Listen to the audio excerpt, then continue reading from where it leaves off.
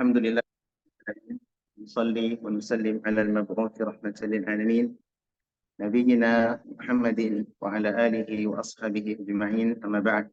Teman-teman yang kami hormati dan siapapun yang mendengarkan kelas kita malam ini, mudah-mudahan Allah SWT memberikan kebaikan kepada saya dan kita semua, sehingga kita bisa mengikuti majelis ini dalam rangka belajar bersama, membaca ayat demi ayat daripada kalamullah Rabbil Alamin.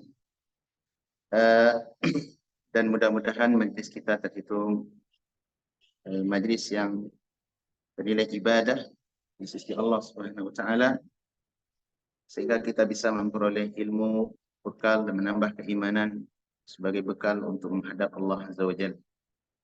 Dan kita bersyukur kepada Allah atas nikmat keamanan dan nikmat kita bisa berkumpul bersama di salah satu daripada rumah-rumah Allah di saat fase atau masa-masa bertebarannya hal-hal yang bisa menyibukkan manusia, di masa bertebarannya fitnah, bahkan melakukan ibadah dan hal-hal yang Allah ridhai, terutama belajar menuntut ilmu, majelis ilmu. Ini adalah ibadah yang dicintai oleh Allah dan Rasul-Nya. Kalau ini bisa kita langgangi, teman-teman, dikala manusia serba sibuk, ya, di zaman fitnah, zaman yang banyak hal-hal yang melalaikan kita daripada agama Allah serta hal yang bermanfaat, maka ini terhitung ibadah di sisi Allah Subhanahu wa taala. Sebagaimana datang dalam hadis dari Maqqal bin Yasir atau Maqqal bin Yasar, beliau pernah mengatakan, Nabi bersabda, al-ibadatu fil haraj kal hijrati ilayya. Orang-orang yang masih melakukan ibadah di masa-masa al-haraj. Apa itu masa haraj? Masa-masa yang banyak kelalaian, banyak fitnah, banyak hal-hal yang menggait kita, yang menarik kita peluang-peluang untuk jauh daripada agama Allah Subhanahu wa taala. Maka nilai ibadah di masa itu kal hijrati ilayya, bagaikan seseorang berhijrah kepada saya. Ini berhijrah dari fase Mekah ke fase Madinah. Nabi SAW telah meninggal dunia dan fase hijrah di masa itu telah terhenti. Ya, namun ibadah-ibadah yang bisa mendekatkan diri kita kepada Allah dan menuju sunnah Rasulullah, bahkan mendekatkan diri kita kepada diri kita kepada hal-hal yang dicintai Nabi SAW, maka ini masih terbuka peluangnya, terutama di masa seperti ini. Hari ini teman-teman kita pada sibuk dengan informasi-informasi yang kurang bermanfaat. Akan sibuk dengan, kalau kita di sini ya, sekarang disibukkan dengan kasus-kasus yang terjadi di luar negeri, di mana kasus Palestina, ini baru membom pula. Ya, saya akan pengalihan daripada berita dan kasus yang sedang booming hari ini. Di dalam negeri kita disibukkan dengan permainan sepak bola dan semisalnya. Bondong-bondong manusia datang ke mana? Ke stadion, pada rumah-rumah Allah sepi daripada kehadiran kaum muslimin. Kalau di Indonesia ramai lagi, Pak. Lebih ramai lagi kehadiran pemilu. Ini kan tahun-tahun pemilu ini, Pak. Yang dalam negeri, yang di luar negeri sama. Ya. Kalau dalam negeri mereka berada di wilayahnya. Kalau kita di luar negeri banyak juga yang nonton dari luar. Ya, debat demi debat tidak absen diikuti. Nah, oleh karenanya bersyukur kita kepada Allah SWT. Mudah-mudahan kelas kita masuk kelas yang diberikan taufik oleh Allah SWT. Baik, malam ini teman-teman kita lanjutkan membaca surat Fussilat ayat yang ke-25. Allah Subhanahu wa taala berfirman, ba'da a'udzu billahi minasyaitonir rajim, wa qayyadna lahum qurana fazayyanu lahum ma baina aydihim wa ma khalfahum wa haqqa 'alaihim al-qawlu fi umamin qad khalat min qablihim minal jinni wal ins innahum kanu khasirin. Kita lihat keterangan terjemahannya versi Departemen Agama kita. Dan kami tetapkan bagi mereka teman-teman yang menjadikan mereka memandang bagus apa yang ada di hadapan dan di belakang mereka. Dan tetaplah atas mereka keputusan azab pada umat-umat yang terdahulu sebelum mereka ada di golongan jin dan manusia. Sesungguhnya mereka adalah orang-orang yang merugi. Ayat ini teman-teman datang pembicaraannya setelah khitab terhadap orang-orang kafir Quraisy Mekah ya di masa jahiliyah. Mereka yang menolak kebenaran tentang adanya hari berbangkit, kemudian mereka menolak kebenaran Al-Quran sebagai risalah yang terakhir diturunkan kepada Nabi Muhammad SAW, dan mereka mengingkari kerasulan Nabi Muhammad SAW. Nah, akibat daripada pengingkaran itu, maka Allah Subhanahu wa taala memberikan apa? Memberikan hukuman atas mereka. Di mana hukumannya di dunia, ya, sebelum datang hukuman di akhirat. Hukumannya di mana, Pak? Di dunia, sebelum datang hukumannya di akhirat. Dan ini adalah hal yang sunnatullah, yang berlaku di dalam kehidupan ini. Orang kalau mengingkari kebenaran, ya, setelah nampak jalan-jalan dan bukti kebenaran itu ada, namun mereka tetap mengingkari, maka sunnatullah yang berlaku adalah Allah akan berikan kepada mereka balasan yang semisal, balasan seukuran daripada kekufuran yang ada pada diri manusia itu. Ini berlaku, teman-teman. Sebagaimana pepatah mengatakan, atau dalam athar disebutkan, al-jaza'u min jinsi al-amal. Balasan itu sesuai apa? Sesuai apa? Perbuatan. Anda berbuat baik, Allah akan balas dengan kebaikan yang lebih. Tapi ketika Anda, saya, dan kita semua, atau siapapun yang berbuat kezaliman, maka Allah akan balas dengan kezaliman yang setimpal.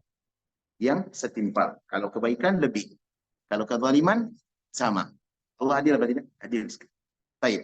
Nah, di antara bentuk keadilan Allah atas perilaku orang-orang ini, mereka telah menolak kebenaran, mereka menolak adanya hari berbangkit, ya, terkhusus kepada orang-orang Mekah. Maka Allah mengatakan di sini, wa qayyadna lahum qurana, dan kami ikatkan, kami tetapkan bagi mereka teman-teman yang khusus. Teman-teman yang khusus. Apa maksud teman-teman di sini bagi yang Allah Subhanahu wa taala terkaitkan atau tetapkan kepada mereka orang-orang musyrik Arab jahiliyah? Maksudnya siapa? Maksudnya adalah syaitan. Ya. Maksudnya adalah syaitan. Kenapa? Karena mereka adalah orang yang mengikuti jalan-jalan syaitan. Dan ini sebagaimana firman Allah Subhanahu wa taala juga di surat Az-Zukhruf ayat 36 dan 37. Allah berfirman, "Wa may ya'shi an dzikrir rahman."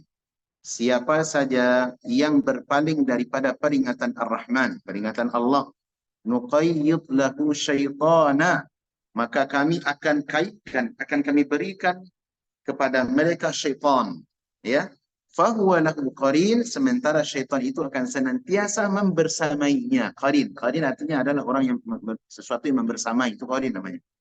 Maka syaitan tadi akan menjadi qarin, menjadi teman sejawat dan yang akan selalu membersamainya.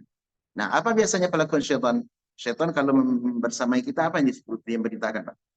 Diperintahkan kita untuk belajar ilmu agama? Tidak diperintahkan untuk maksiat, ya.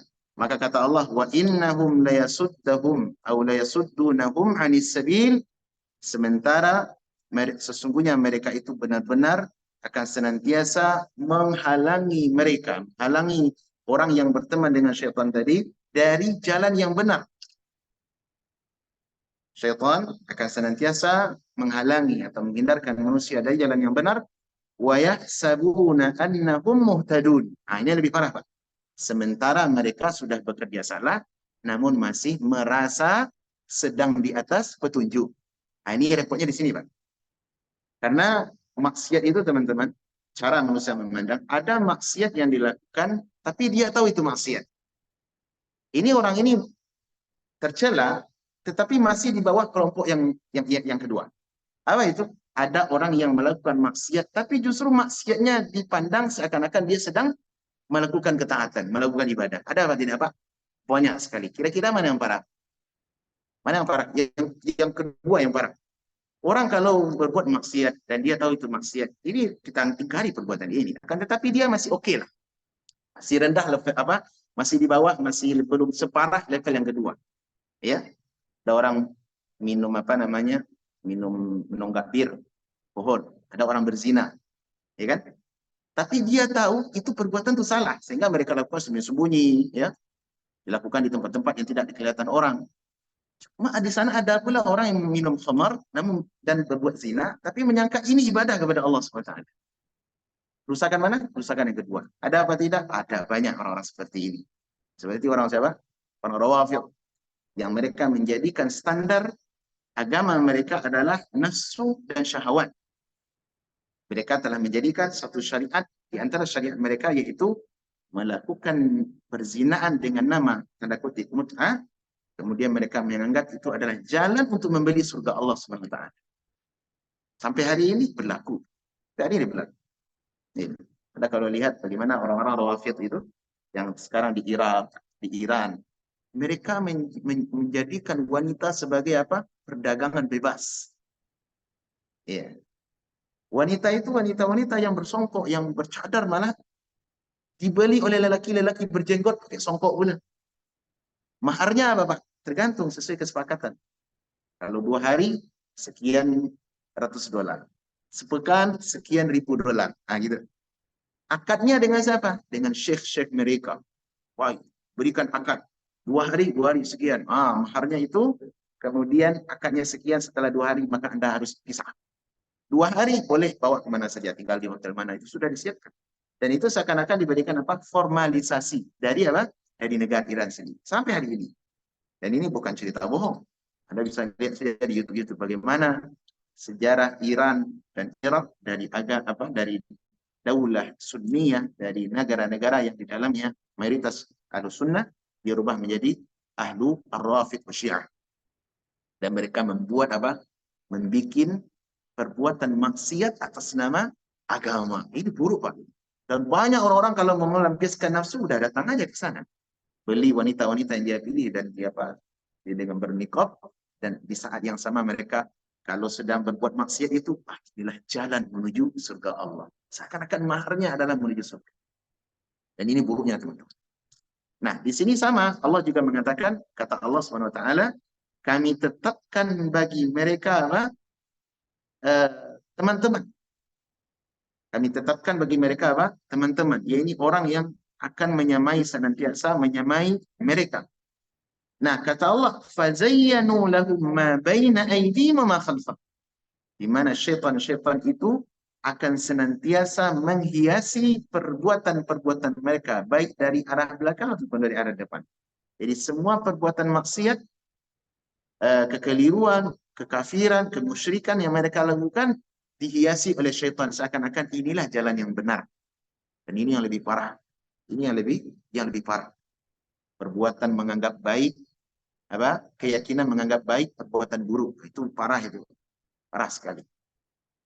Sebagaimana juga Allah katakan di surah Al-Kahfi di ayat-ayat yang terakhir, "Qul hal nunabbi'ukum bil akhsarina a'mala." Maukah kalian, katakan dari Muhammad, maukah kalian aku kabarkan, kami kabarkan tentang orang-orang yang paling merugi amal perbuatannya. Siapa itu? Alladzina dhalla sa'yuhum fil hayati dunya, yaitu orang-orang yang tersesat jalannya di muka bumi. Namun di saat yang sama, wahum yahsabuna annahum yuhsinuna sun'a. Tapi celakanya, mereka justru sedang menganggap atau meyakini diri mereka telah melakukan sebaik-baik perbuatan. Nah, ini paling buruk. Ini paling buruk. Kemudian berikutnya, kata Allah di sini, perhatikan, wa haqqa 'alaihimul qawlu fi umamin. Dan tetaplah atas mereka sebuah keputusan, al-qawlu, yakni perkataan yang sudah ditetapkan. Keputusan Allah SWT sebagaimana keputusan atas umat-umat terdahulu, yakni Allah SWT telah mengadab umat-umat terdahulu, orang-orang yang membangkang kepada para nabi, mengingkari tentang adanya hari berbangkit, mengingkari wahyu-wahyu yang diturunkan kepada para nabi dan rasul, dan mereka berbuat syirik kepada Allah, maka telah tetap keputusan Allah atas mereka. Apa itu, Pak? Azab untuk mereka di dunia sebelum azab di akhirat. Dan ini sangat banyak kisah-kisahnya. Contoh-contohnya sangat banyak. Seperti apa? Yang pertama sekali, kaum Nabi Nuh alaihissalam. Kaum Nabi Nuh dibinasakan oleh Allah. Apa kata sebab? Ada sebab, yaitu kesyirikan yang merajalela. Mulai dari pengagungan kepada wali-wali Allah, orang saleh, yang dari awal adalah dibangun fisiknya, bentuk gambarnya, patungnya di atas kuburan, lama-lama dijadikan sebagai sembahan. Setelah itu diikuti oleh generasi-generasi berikutnya seperti kaum Ad, kaum Thamud, kaum Lut, kaum Nabi Syuaib, ya, kaum Madian dan semisalnya. Sampai kepada generasi terakhir dari umat-umat Yahudi. Nah, kisah-kisah ini, teman-teman, kisah-kisah mereka ini, termasuk kisah Fir'aun, ini kisahnya sesumbar bagi orang-orang Quraisy. Karena mereka dahulu tidak mewarisi kisah itu dengan tulisan, tidak. Disebabkan orang-orang Quraisy umumnya ummi, tidak pandai tulis dan baca. Tapi mereka dalam hal kisah itu sangat kuat dalam ingatan mereka. Kisah itu diwariskan dari generasi ke generasi. Melalui apa? Melalui lisan. Nah, mereka kalau sudah hafal sebuah kisah, itu mereka ingatannya luar biasa, ingatnya. Kenapa? Karena mereka memiliki daya ingat yang di atas rata-rata. Nah, kisah-kisah mereka ini telah mereka ketahui itu. Yakni sebab kehancuran kaum Tsamud, kaum Ad, Fir'aun, ya, dan semisalnya adalah karena mereka membangkang kepada para nabi mereka. Itu sebabnya. Di antara sebabnya itu. Ya. Nah, orang Quraisy diingatkan pula di sini bahwasanya mereka akan disiksa oleh Allah SWT, akan berlaku azab dan ketentuan Allah atas mereka sebagaimana berlaku qad khalat fi umamin, ya, apa? Fi umamin qad khalat min qablihim, yang telah berlaku pula atas umat-umat sebelum mereka minal jinni wal ins, dari golongan siapa? Dari golongan jin dan manusia, dari golongan jin dan manusia. Yani manusia-manusia yang telah mengingkari para nabi dan rasul, mereka telah menetapkan telah tetap atas mereka azab itu. Dan hari ini tidak ada lagi nama mereka. Tidak ada lagi apa? Bentuk fisik mereka. Yang ada hanya tinggal adalah sejarah. Yang tinggal adalah sejarah. Tidak ada kekuatan mereka tidak ada bentuk fisik mereka yang tersisa. Ya. Kecuali Fir'aun. Kalau Fir'aun memang sudah dijanjikan oleh Allah Subhanahu wa taala, fisiknya akan diselamatkan. Diselamatkan dalam artian sebagai pelajaran.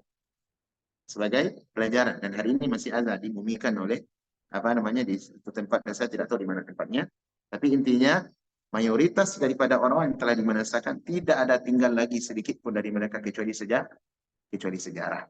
Nah, agar tidak menimpa kalian wahai orang Quraisy Mekah, orang-orang yang mengingkari Nabi dan Nabi Muhammad dan risalah yang beliau bawa, maka pelajarilah pelajaran itu.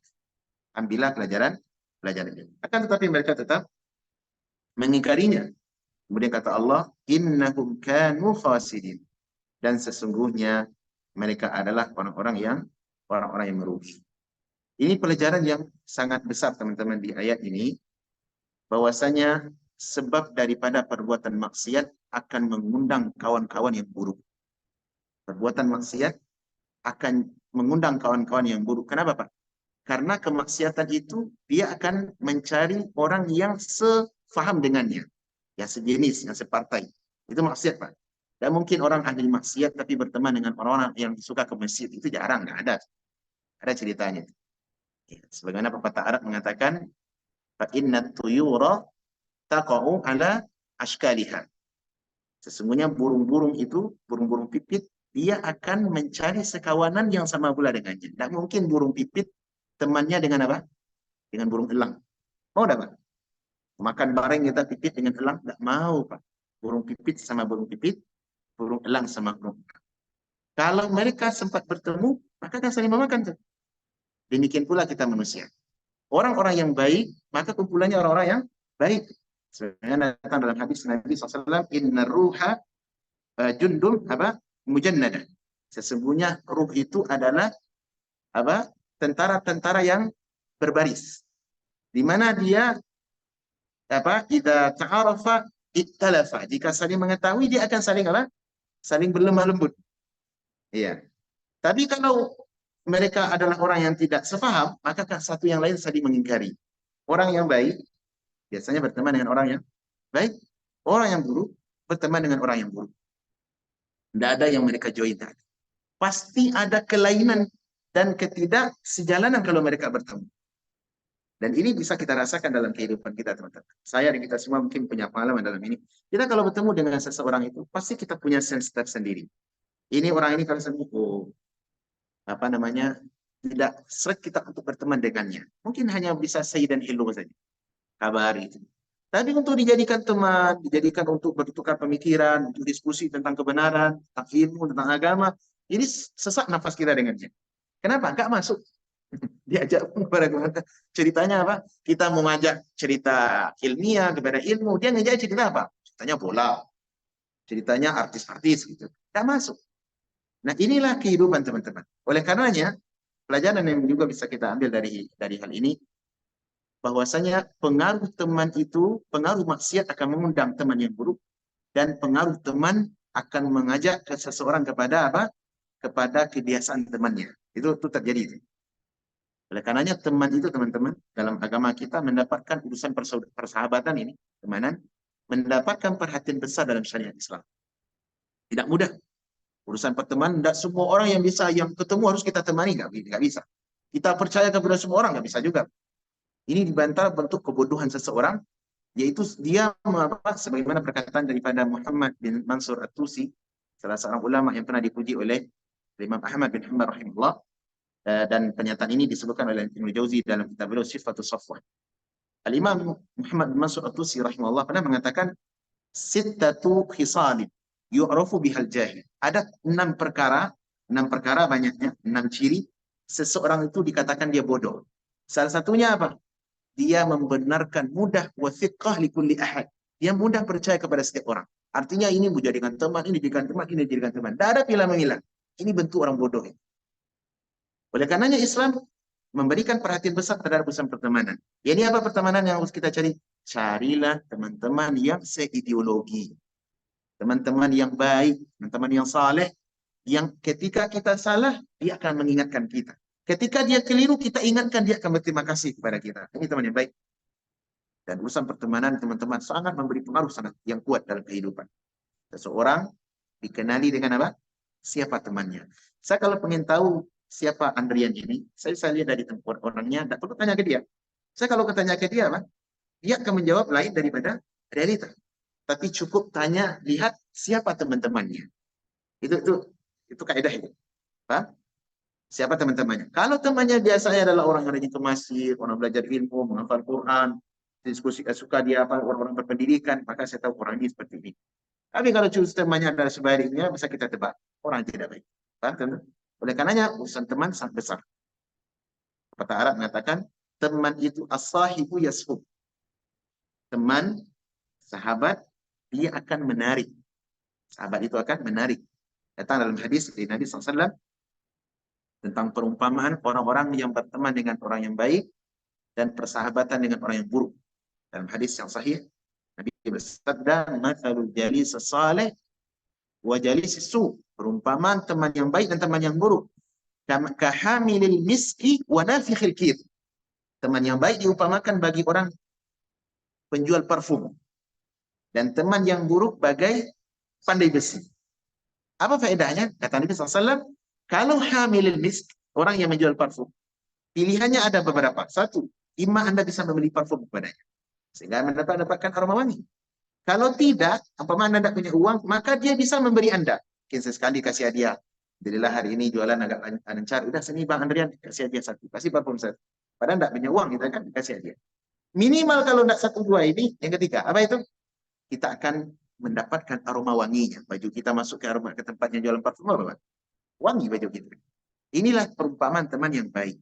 Adapun teman yang buruk sebaliknya, sebagaimana orang pandai besi. Orang pandai besi itu urusannya dengan apa, Mas? Bakar-bakar kan, api, sesuatu yang panas. Kalau tidak Anda terbakar, maka minimal standar minimal Anda akan bisa mendapatkan aroma buruk, aroma busuk. Itulah perumpamaan teman yang baik dan yang buruk. Ya, karena di pelajaran bagi kita teman-teman, perhatikanlah siapa teman Anda. Perhatikan juga teman anak-anak kita. Anak-anak kita, keluarga kita. Jangan lalai dalam hal ini. Anak saya mau berteman dengan siapa? Oh, biasalah mereka sekarang udah zaman. Tidak, kontrol teman-teman. Iya, dikontrol anak-anak kita.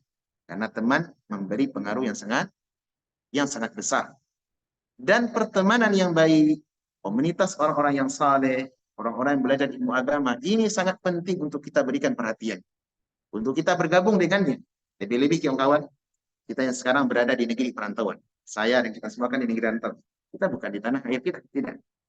Dan kita butuh kepada komunitas-komunitas yang di dalamnya ada nasihat.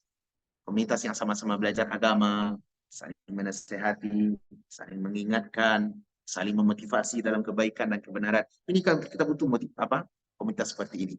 Jaga mereka dan bersamai mereka. Bersamai mereka. Kalau ada kekeliruan, maka kita saling memaafkan. Ya, kalau ada kesalahan kita saling mengingatkan. Ya, diskusikan. Ini butuh komunitas ini. Ya, sebagaimana Nabi SAW dahulu di fase-fase awal Mekah ketika Islam itu bagaikan ghuraba, orang-orang yang menganut ajaran Islam dahulu di fase awal sebelum Nabi hijrah ke kota Madinah, maka Islam itu bagaikan ghuraba. Orang-orang yang menganut Islam bagaikan ghuraba, orang-orang yang asing, orang-orang yang aneh. Maka Nabi SAW untuk menguatkan iman, menjaga komunitas yang baik, maka beliau membuat sebuah komunitas kecil di sebuah tempat namanya di rumah Darul Al-Arqam bin Abil Arqam radhiyallahu anhu, seorang sahabat yang mulia yang mengorbankan rumahnya di pojok kota Mekah sebagai tempat nadwah perkumpulan Nabi dan para sahabat dalam membina umat dan akidah. Nah, gitu, Pak. Komunitas kecil. Apa tujuannya? Nabi ingin menjaga bagaimana orang yang sudah belajar agama jangan kembali lagi ke mana? Ke habitatnya, kembali kepada kelalaian yang di masa jahiliyah. Itu tujuannya. Makanya komunitas-komunitas ilmu, komunitas-komunitas sunnah maka perlu untuk kita jaga dan kita bersamai, ya. Terlebih kita sekarang di zaman fitnah, di zaman fitnah. Baik, kita lanjutkan ke ayat. Kemudian berikutnya kata Allah, ya, wa qala alladziina kafaru la tasma'u li hadzal qur'ani walghaw fihi la'allakum taghlibun. Dan Allah mulai berbicara di sini tentang bagaimana balasan yang Allah berikan terhadap orang-orang kafir itu, ya, dan nanti juga berbicara tentang orang-orang yang beriman. Dan orang-orang yang kafir berkata, apa kata orang kafir ini? La tasma'u li hadzal Qur'an. Jangan kalian mendengarkan pula tentang Al-Qur'an ini. Walghaw fihi la'allakum tawlibun, dan bikinlah sesuatu yang hiruk-pikuk yang bisa mengalihkan manusia, ya, daripadanya sehingga kalian dapat mengalahkan orang-orang beriman. Ayat ini teman-teman berbicara tentang salah satu perbuatan buruk atau siasat buruk orang-orang Arab yang jahiliyah yang mengingkari kerasulan Nabi Sallallahu Alaihi Wasallam, di mana sebahagian mereka berupaya saling berpesan satu dengan yang lain. Apa yang mereka lakukan, teman-teman? Mereka saling berpesan satu dengan yang lain. Apa pesan mereka? Jadi dia kalau ketemu teman-temannya, pesankan, la tasma'u li hadzal Qur'an. Jangan kalian sekali-kali pula mau mendengarkan Al-Qur'an ini. Ya. Kenapa? Karena bagi mereka Al-Qur'an itu adalah sesuatu yang membuat musibah di tengah orang-orang masyarakat Makkah, sosial masyarakat Makkah. Al-Qur'an ini sebagai musibah bagi mereka. Karena kehadiran Al-Qur'an mereka anggap sebagai pemecah belah di antara kabilah-kabilah yang ada. Memecah belah antara persatuan orang-orang Arab jahiliyah yang sudah kokoh di atas kejahilian, di atas kesyirikan. Jadi mereka anggap sebagai apa? Sebagai pemecah. Oleh karenanya mereka memesankan satu dengan yang lain. Kalian jangan sekali-kali mau dengar pula Al-Quran itu. Kenapa? Kalau terdengar bahaya. Al-Quran itu dia bagaikan sihir. Tahu siapa Anda? Sihir itu black magic-nya. Dia akan memberi pengaruh kepada siapa yang terkena. Dan kalau kalian sempat pula dengarkan Al-Quran ini bahaya ini. Bisa memberi pengaruh kalian. Kalian akan meninggalkan agama nenek moyang kalian yang di atas kebenaran. Nah, itu paham. Paham, teman-teman? Jadi mereka memesankan satu dengan yang lain. Jangan kalian sekali-kali mendengarkan Al-Quran ini. Nah, caranya bagaimana? Kalau sudah tidak mendengarkan Al-Quran, bikin kegaduhan. Walghaw fihi, bikin kegaduhan agar orang-orang tidak bisa mendengar Quran itu dengan terang dan jelas. La'allakum taghlibun, mudah-mudahan kalian bisa menang. Mudah-mudahan agama kalian bisa menang. Mudah-mudahan agama budaya kalian bisa senantiasa eksis sampai akhir zaman. Itu mereka inginkan. Dan ini adalah bentuk kejelekan daripada pelakuan mereka orang-orang apa? Orang-orang Arab jahiliyah. Mereka memusuhi kebenaran dengan segala cara. Sudah mereka membangkang, sudah mereka tidak mau menerima kebenaran, ya, tidak cukup sampai di situ, ya. Tidak cukup sampai di situ, justru dipengaruhi orang lain. Jangan kalian sekali-kali mendengarkan apa? Mendengarkan Al-Quran yang dibaca oleh Muhammad. Namun sebagian mereka mengakui bahwasanya Al-Quran itu pengaruhnya sangat besar. Di antara orang-orang Quraisy, teman-teman, setelah dilarang, mereka justru nginep-nginep. Ada yang ngendap-ngendap mendengarkan Al-Quran. Ketika Al-Quran didengar, langsung masuk ke dalam hatimu. Ya, pulang-pulang masuk Islam. Pulang-pulang masuk Islam. Di antaranya siapa? Siapa di antaranya? Siapa sahabat yang masuk Islam karena mendengarkan Al-Quran? Siapa? Ada seorang sahabat yang bernama Jubair bin Mut'im. Siapa namanya, Pak? Jubair bin Mut'im radhiyallahu anhu. Jubair bin Mut'im ini, ya, kalau saya tidak keliru, beliau pernah mendengarkan surat At-Tur. Surat apa, Pak? At-Tur. Jadi Nabi SAW membaca surat At-Tur dari awal sampai akhir. Jubair ini, dia tidak ada ingin masuk Islam. Dia musyrik, Pak. Tapi ketika dengar Al-Quran dari awal, At-Tur itu kan panjang, Pak. 2,5 halaman lagi kurang, 2 wajah setengah. Kalau dengar itu, Nabi baca dengan tertib, cukup panjang itu. Tapi justru dari awal dia didengar terus. Harusnya apa? Kalau kebiasaan orang lain, dengar baru udah lagi. Ini enggak didengar. Kenapa? Tersentuh hatinya. Sampai pada ayat yang sebelum terakhir, pada ayat apa? Am khuliqu min ghairi syai'in am humul khaliq. Apakah mereka itu menciptakan sesuatu? Ya, apakah mereka apa? Am khuliqu min ghairi syai'in. Apakah mereka itu diciptakan dari apa namanya? Mereka itu menciptakan diri sendiri, ataukah mereka menciptakan diri apa? Diciptakan oleh Allah SWT. Am khuliqu min ghairi syai'in am humul khaliqun. Apakah mereka mampu menciptakan diri mereka, ataukah justru mereka diciptakan oleh Allah SWT? Sampai di ayat ini, apa katanya? Kada qalbi yatir. Hampir rasanya jantungku copot. Mendengar apa? Tingginya balaghah Al-Quran. Tingginya pesan-pesan Al-Quran. Yani Allah memulai dari ayat pertama sampai ayat itu menjelaskan tentang bagaimana kebesaran Allah, kekuatan Allah, kudratullah, sehingga Allah layak untuk disembah. Dialah satu-satunya yang menciptakan segala sesuatu dan tidak ada yang berkontribusi bersama Allah dalam penciptaan langit dan bumi. Termasuk kalian wahai manusia. Maka ketika mendengar ayat itu, kata Jubair bin Mut'im radhiyallahu anhu, kada qalbi yatir. Hampir rasanya hatiku copot, terbang. Hampir terbang rasanya. Kenapa? Inilah kebenaran. Sehingga Jubair bin Mut'im radhiyallahu anhu, beliau masuk Islam hanya mendengarkan apa? Al-Quran, kalamullah, satu surat. Dan banyak kisah-kisah semisal, teman-teman. Bahkan ayahnya daripada Khalid bin Walid, siapa namanya? Siapa nama ayah Khalid bin Walid? Walid bin Mughirah. Walid bin Mughirah salah satu tokoh yang paling top tier, bahkan lebih mulia daripada Abu Hakam, daripada siapa? Abu Jahal. Abu Jahal itu kan tokoh kepala suku hebat. Dibandingkan dengan Walid bin Mughirah, ayahnya Khalid, yang anaknya Muslim, dia justru di atas bertahan di atas kesyirikan. Ini lebih mulia siapa? Walid bin Mughirah daripada Abu Jahal di pandangan suku-suku mereka. Ya. Ketika Walid bin Mughirah mendengarkan Al-Quran, hampir dia masuk Islam. Tapi dia masuk Islam, Pak. Jadi pengaruh Al-Quran itu sangat dahsyat. Bagi siapa? Bagi orang yang paham akan maknanya. Orang Arab biasalah, bahasa mereka masih bahasa yang original, bahasa yang fasih. Ketika mendengarkan satu ayat, bagi mereka itu adalah memahami pelajaran yang sangat baik. Ketika Walid bin Mughirah mendengarkan ayat ini, apa kata Al-Quran? Apa katanya? Wallahi innaha la talawah. Ya, wallahi innahu la halawah wa inna alaihi la talawah. Demi Allah, Al-Quran ini adalah sesuatu yang sangat manis. Sesuatu yang sangat manis. Di mana dia memberikan pesan-pesan yang sangat hebat. Al-Quran ini. Hampir dia masuk Islam.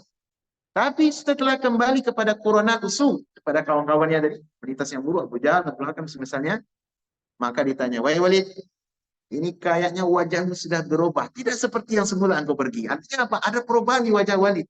Yang dia berharap ketika Walid diutus kepada Nabi Muhammad SAW untuk mendengar Quran, mudah-mudahan Walid ini bisa bikin kesimpulan yang harus disampaikan kepada suku-sukunya. Bahwasanya Al-Quran itu sihir, kalau tidak tuh syair, kalau tidak tuh dusta, kalau tidak tuh penciplakan yang diambil dari orang-orang jahiliyah dahulu, dari orang-orang Nasrani dahulu. Itu bikin kesimpulannya. Tapi tidak, Walid tidak bisa, tidak mampu dia memberi penilaian seperti itu. Dan dia dalam hal ini musif, artinya dia objektif. Kalau Quran dibilang sihir, tak mungkin. Kalau Quran, karena saya tahu tentang sihir menyihir. Kalau dibilang Quran syair, saya min udaba'il Arab. Saya orang yang ahli sastra Arab. Tidak ada yang lebih ahli tentang sastra Arab lebih saya katakan. Kalau dikatakan pula ini adalah dongengan, gak mungkin ini dongengan. Terus apa Walid? Cobalah katakan sesuatu. Baiklah, kalau gitu saya pikir dulu ya. Saya pikir lagi. Besok ditanya lagi. Dia bilang, oh, saya juga bingung apa yang cocok untuk Quran ini. Sehingga apa? Dia mengatakan, baiklah kalau begitu. Karena didesak oleh Corona Yusuf, kawan-kawan buruk tadi. Kawan-kawan yang jelek, apa katanya? Kalau begitu, pilihan saya jatuh kepada satu kesimpulan. Apa itu? In hada illa qaulul bashar. Sebagaimana Allah sebutkan dalam surat Al-Mudaththir. Innahu fakkara wa qaddar, fakutila kaifa qaddar, thumma kutila kaifa qaddar, thumma nadhar, thumma abasa wa basar, faqala in hadha illa sihru yufar. Itu tuh Walid bin Mughirah orang. Dia berpikir menu apa yang cocok. Pikir lagi. Mikir lagi. Setelah itu apa? Dia mencari sesuatu apa yang cocok. Kata Allah, fakutila kaifa qaddar. Sungguh binasa Walid ini. Kenapa? Alangkah jeleknya cara dia berpikir. Padahal udah nampak kebenaran Al-Quran. Pilihannya jatuh kepada Quran ini cocok kita katakan tidak lain melainkan daripada perkataan manusia biasa. Coba. Jadi besar pengaruh Al-Quran. Nah, program ini teman-teman terus berlanjut dari waktu ke waktu hingga hari ini. Betapa banyak manusia terkhusus umat Islam dilalaikan oleh musuh-musuh dakwah, musuh-musuh agama untuk menjauhkan kaum muslimin, anak-anak muda, para kaum muslimin dan muslimat dari Al-Quran. Berbagai cara mereka lakukan untuk mengalihkan kita dari Al-Quran. Mengalihkan kita dengan bagaimana bentuknya, Pak? Dialihkan kita dari membaca. Sehingga kita sibuk dengan buku-buku bacaan yang tidak bermanfaat. Novel-novel, cerita-cerita roman, cerita-cerita cinta, Harry Potter, Harry Potter. Ya. Itu caranya. Sehingga orang teralihkan dengan apa? Tidak bisa baca Quran. Banyak hari ini anak-anak muda kita, bahkan bapak-bapak kita, kaum dari apa? Dari orang tua kita, kaum muslimin, tidak bisa baca Quran di masa ini, Pak. Tapi kalau untuk gelar, itu sudah sampai PhD ke perlu. Gelarnya PhD, disuruh baca Quran, muslim nggak tahu baca Quran. Ada buku-buku sudah banyak yang diterbit, yang diselesaikan, ya. Contohnya apa? Cara orang hari ini melalaikan kita dari Quran, dilalaikan kita dari mempelajari tafsirnya. Sehingga kita disibukkan dengan apa? Hal-hal yang tidak bermanfaat. Hari ini hampir rata-rata kita umat Islam ya secara umum sedikit dari kita yang memahami makna Al-Quran. Dan ini perlu, tapi kita orang Indonesia, Pak. Kita jujur ya, Al-Quran bukan bahasa ibu kita. Bukan bahasa ibu kita. Dan kita tentu sedikit kecil kemungkinan kita untuk maksud saya, tidak besarlah porsi kita untuk bisa memahami Al-Quran dengan baik, kecuali dengan belajar tafsir. Nah, gitu. Kita disibukkan oleh orang-orang dengan dengan melalui beragam cara. Ya. Dan ini pernah diadukan oleh Nabi Sallallahu Alaihi Wasallam kepada Allah Subhanahu Wa Taala. Wa qala Rasul, dan Rasul pernah berkata, Ya Rabbi inna qaumi ittakhadhu hadzal Qur'ana mahjura. Wahai Allah, sesungguhnya kaumku telah menjadikan Al-Quran ini sesuatu yang dilalaikan, sesuatu yang ditinggalkan. Mereka tidak lagi mau belajar Al-Quran. Bagaimana cara musuh-musuh Islam melalaikan Al-Quran sekarang banyak. Dilalaikan dengan mendengarkan Al-Quran. Mereka disibukkan, anak muda kita hari ini disibukkan dengan musik, dengan tontonan-tontonan, sinetron-sinetron yang berbau cinta, berbau maksiat, ya. Sehingga anak-anak muda kita lebih bertahan di hadapan televisi, di hadapan play game PlayStation dan semisalnya dibandingkan belajar Al-Quran. Anak-anak kita udah baca Quran, tapi kalau untuk game ahlinya luar biasa. Inilah cara musuh-musuh Islam untuk mengalihkan kita dari agama kita. Dan ini perbuatan ini telah berlangsung dari masa ke masa. Baik. Kemudian berikutnya, apa kata Allah? Keluar daripada perbuatan jelek mereka ini, فَلَنُذِيقَنَّ الَّذِينَ كَفَرُوا عَذَابًا شَدِيدًا. Dan maka sesungguhnya kami akan memberikan kepada mereka azab yang keras, siksaan yang keras. وَلَنَجْزِيَنَّهُمْ أَسْوَأَ الَّذِي كَانُوا يَعْمَلُونَ. Dan kami akan memberikan kepada mereka siksaan, ya. Kami berikan kepada mereka siksaan yang buruk, ya, seburuk-buruk pembalasan dari apa yang mereka kerjakan. Al-jaza min jinsi al-amal. Jadi perbuatan mereka dibalas oleh Allah Subhanahu wa taala dengan dengan seburuk-buruk pembalasan. Dengan seburuk-buruk pembalasan. Baik. Dzalika jazaa'u a'da'illahi nar. Nah, balasannya apa, Pak? Kata Allah, demikianlah balasan terhadap musuh-musuh Allah. A'da Allah. Ya, musuh-musuh Allah. Dan siapa musuh Allah? Orang-orang kafir. Orang-orang kafir, orang-orang munafik, para ateis, orang Hindu, orang-orang Buddha, ya, dan orang-orang yang terang-terangan memusuhi kebenaran. Itu adalah musuh-musuh Allah Subhanahu wa taala. Apa balasan mereka, Pak?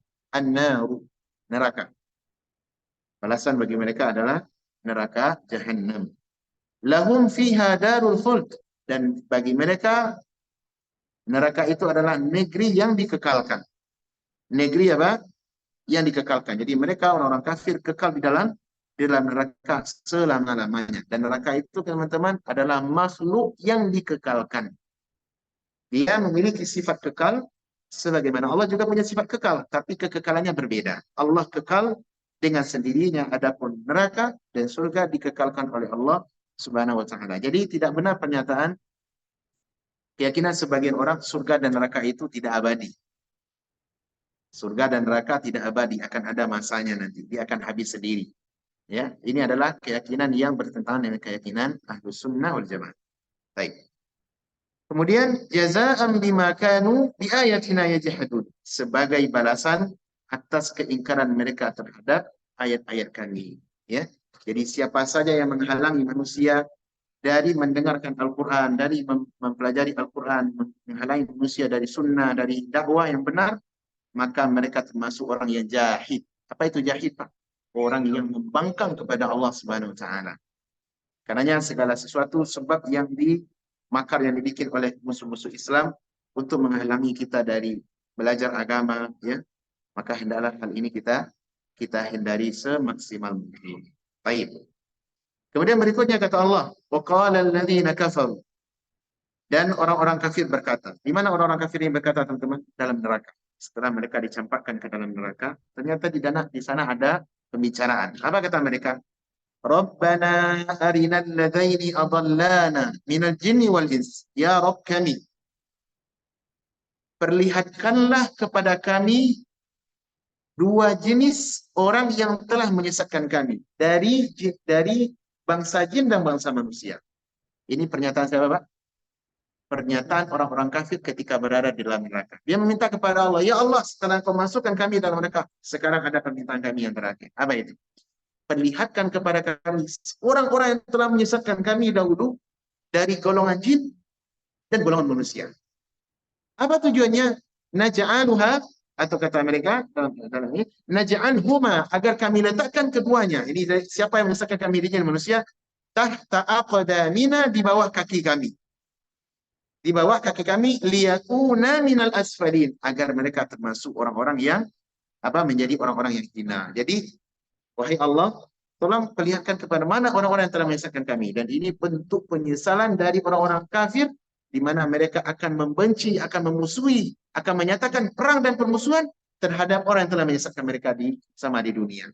Di dunia hari ini, bisa jadi mereka adalah pocong pelangkin. Tahu pocong pelangkin? Apa namanya?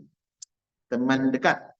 Begitu berkasih sayang sesama peminum bir, sesama pelaku kesyirikan, selama pelaku kafiran, ya, satu dengan yang lain saling tolong menolong, ya.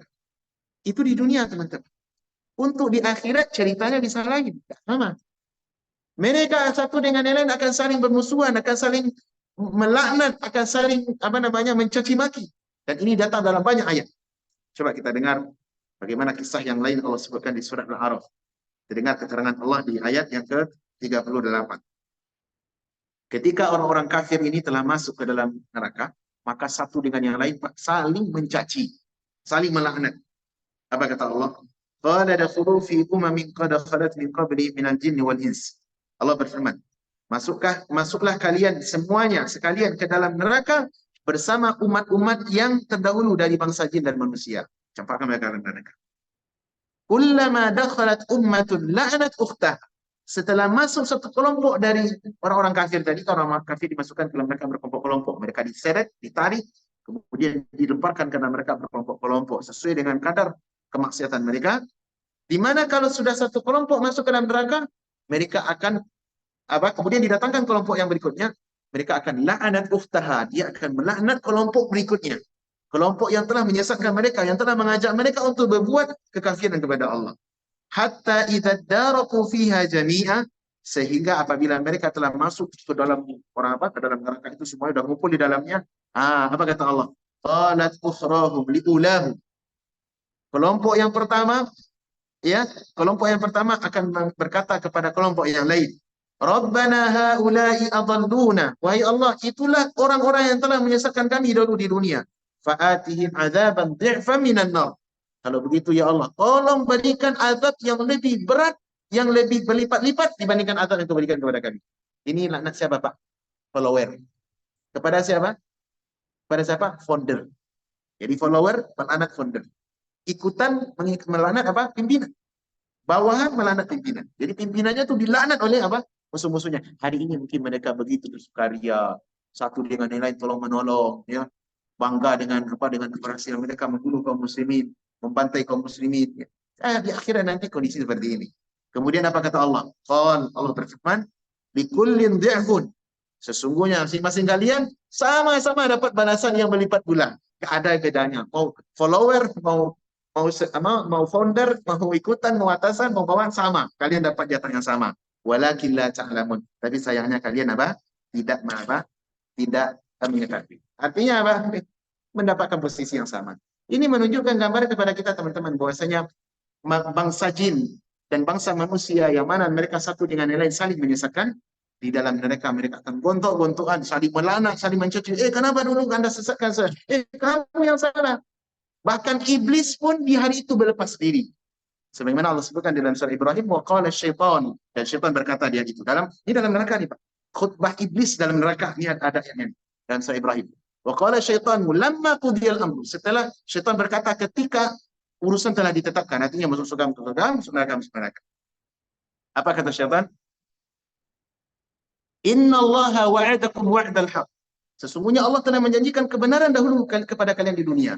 Wa wa'adtukum fa akhlaftukum, dan saya janjikan pula kepada kalian iming-iming, janji-janji dusta, tapi saya menyelisih kalian. Ya, saya menyelisih kalian. Jadi iblis punya program, Pak. Dia menawarkan produk. Apa produk yang ditawarkan? Kesyirikan, kekufuran, kemaksiatan, dan turunannya. Ditawarkan oleh iblis kepada manusia. Ini Anda mau cocok yang mana nih? Jual beli saya banyak nih. Ada syirik, ada kufur, ada bid'ah, ada maksiat, ada zina, macam-macam penjualan saya, jagaan saya.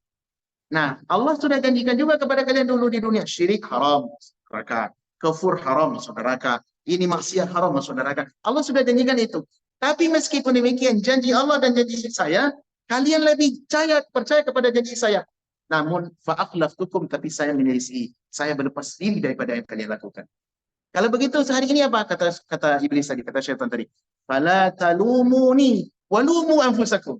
Hari ini jangan caci-caci saya, jangan laknat saya, jangan salahkan saya. Salahkan diri kalian sendiri. Kenapa kalian bodoh? Kenapa kalian mau mengambil produk yang saya tawarkan?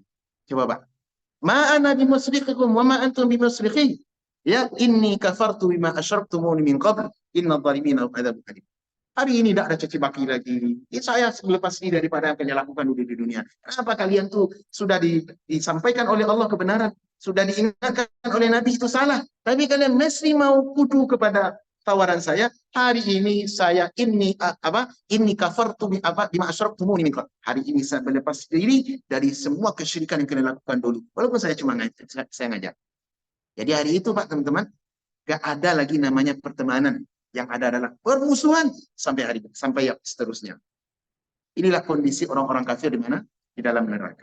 Baik. Nah, sekarang kita lihat kepada penjelasan para ulama. Siapa maksud daripada jenis dari dua golongan ini? Jadi, ya Allah perlihatkan kepada kami dari dua kelompok orang yang telah menyesatkan kami, baik dari jenis jin dan manusia. Dari jenis jin, teman-teman, disebutkan oleh para ulama, ya, seperti kami nukilkan di sini dari perkataan Imam Sufyan Ats-Tsauri, Beliau menjelaskan ada asar yang beliau sebutkan dari Ali bin Abi Thalib radhiyallahu anhu tentang makna alladzina adallana, dua kelompok orang apa alladzaini ya afwan ya alladzaini adallana. Ini alladzaini adalah itu apa eh, isim mausul musanna. Di sini teman-teman perhatikan ayatnya bukan alladzina ya, tapi alladzaini adallana, dua orang yang telah menyesatkan kami. Siapa maksud dua orang di sini? Dari jin dan manusia. Kalau dari jenis jin, kata Ali bin Abi Thalib, ay iblisu. Yang dimaksud daripada yang akan diminta oleh seluruh orang kafir nanti, ya Allah, perlihatkan kepada kami iblis dari golongan jin. Iblis dari golongan jin, dari golongan syaitan. Yang telah menyesatkan kami dahulu dunia, mengajak kepada syirik. Wabna Adam wabnu Adam alladzi qatala akhahu. Ini dari yang dari jenis manusia adalah ibnu Adam, anak Nabi Adam yang telah membunuh saudaranya. Siapa itu? Siapa itu? Qabil. Siapa? Qabil ya, yang membunuh Habil ya. Baik. Jadi apa maksud dari ayat ini? Yani ayat ini adalah menjelaskan tentang orang yang berperan besar di dalam menjatuhkan manusia ke dalam kesyirikan adalah iblis. Ke dalam kesyirikan, kekufuran, di peran dosa iblis. Adapun yang mengajarkan tentang cara perbuatan dosa besar adalah yang pertama sekali anaknya Nabi Adam, putranya Nabi Adam alaihissalam itu Qabil. Apa ya Qabil ya. Baik. Hal ini sebagaimana datang dalam penjelasan ya dari Imam As-Suddi dari Ali bin Abi Thalib, beliau mengatakan fa iblisu yad'u bihi kulla sahibi syirkin. Adapun iblis, dia memberi peranan besar mengajak manusia untuk berbuat kesyirikan. Mengajak semua orang pada perbuatan syirik. Wa banu Adam yad'u bihi kulla sahibi kabira. Adapun anak Nabi Adam yang pertama sekali membunuh saudaranya, maka dia adalah orang yang mengajarkan kepada manusia tentang perbuatan dosa besar. Jadi bunuh-membunuh, ya. Sampai-sampai datang sebab apa? Kata beliau, fa iblisu la'anahullah wa da'i ila kulli syarrin bila kulli syarrin min syirki ma famaduna. Dan adapun iblis adalah makhluk yang sangat besar peranannya di dalam menyebarkan kesyirikan dan segala bentuk keturunan syirik itu. Wa banu Adamul awwal, adapun anak Nabi Adam yang pertama adalah orang yang pertama sekali mengajarkan tentang cara membunuh manusia. Cara membunuh manusia. Jadi semua orang yang membunuh hari ini mendapatkan dosa besar dan dosanya juga dilipatkan kepada anak Nabi Adam yang pertama. Hal ini sebagaimana sabata fi hadis, sebagaimana tetap dalam hadis dari Nabi SAW, beliau bersabda dalam hadis yang sahih, ma qatalat nafsun zulman atau ma qutilat nafsun zulman, tidak ada satupun jiwa yang dibunuh dengan cara yang zalim illa kana ala bani adamil awal, ya, illa kana ala bani adam al awal kaflum min damiha, kecuali Allah akan berikan pula dosa yang semisal kepada anak Nabi Adam yang pertama. Jadi dosa darah itu akan ditimpakan kepada anak Nabi Adam yang pertama. Li'annahu awwala man sannal qatla, karena dialah orang yang pertama sekali mensunnahkan atau memberlakukan pembunuhan di muka bumi pertama sekali. Jadi pembunuhan pertama sekali dilakukan oleh siapa? Oleh anak Nabi Adam yang pertama. Sebagaimana Allah katakan dalam surah Al-Maidah, وَاتْلُ عَلَيْهِمْ نَبَأَ بَنِي آدَمَ إِذْ قَرَّبَ قُرْبَانًا فَتُقُبِّلَ مِنْ أَحَدِهِمَا وَلَمْ يَتَقَبَّلْ مِنَ الْآخَرِ.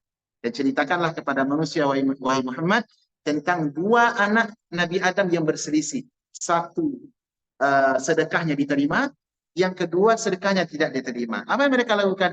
Yang diterima ini cemburu kepada yang diterima. Akhirnya dia mengatakan, qala la'aqtulannak, demi Allah saya akan membunuh Anda.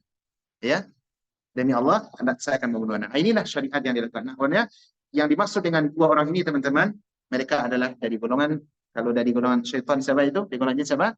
Iblis. Adapun dari golongan syaitan, dari golongan manusia adalah anak Nabi Adam yang pertama. Wallahu ta'ala alam. Ini yang bisa kita sampaikan, teman-teman. Adapun pelajaran yang bisa kita bawa pulang. Satu, penjelasan tentang sunnatullah yang berlaku bahwasanya tidaklah seorang hamba melakukan kemaksiatan kecuali Allah akan dekatkan kepada mereka, jika mereka tidak bertobat, akan dekatkan kepada mereka corona usu, teman-teman yang buruk. Satu. Yang kedua, penjelasan tentang bagaimana orang-orang musyrik Mekah dahulu, orang musyrik di dalam merusak kaum muslimin, merusak Islam. Mereka melakukan berbagai cara. Hatta orang-orang kafir dari generasi ke generasi hingga hari ini. mereka akan senantiasa merusak Islam dengan berbagai cara, berbagai proyek. Ya, kenapa teman-teman? Karena asalnya kekufuran itu adalah satu. Orang kafir itu satu, Pak. Al-kufru, kata para ulama, al-kufru millatun wahidah. Kekafiran itu agamanya sama. Namanya dia berbeda. Ada Yahudi, ada Nasrani, ada Konghucu, ada Buddha, ya, ada Rawafid, dan macam-macam. Namanya berbeda-beda. Kalau sudah dalam kondisi terjepit, kondisi mereka sama. Nah, ini terbukti hari ini dapat tidak, Pak? Terbukti tidak? Terbukti. Hari ini kita kaum muslimin dibantai oleh saudara kita kaum muslimin dibantai di Palestina. Adakah orang kafir itu mau menolong? Tidak ada. Adapun suara-suara sumbang itu hanya bentuk apa? Bentuk namanya emosional semata. Adakah mereka mau bersatu padu menolong kaum muslimin? Tidak ada. Inilah kondisi orang-orang kafir. Oleh karenanya kita tidak boleh percaya kepada orang-orang kafir. Kemudian yang ketiga, taqriru al-ba'ts wal jaza, penjelasan tentang kebenaran hari berbangkit dan hari pembalasan. Dan yang terakhir adalah balasan Allah Subhanahu wa taala kepada siapa saja yang menyesatkan manusia dari kebenaran, dan orang-orang yang tersesatkan, orang-orang yang mengikuti para follower yang mengikuti kebatilan, mereka pun akan mendapatkan siksaan yang sama sebagaimana founder-founder mereka. Ya, sebagaimana founder-founder mereka. Demikian, mudah-mudahan bermanfaat untuk siapapun mendengarkan suara ini dan kepada kami. Wassallallahu wasallim ala nabiyina Muhammad wa ala alihi wasahbihi wasallam. Wassalamualaikum warahmatullahi wabarakatuh. Waalaikumsalam warahmatullahi wabarakatuh.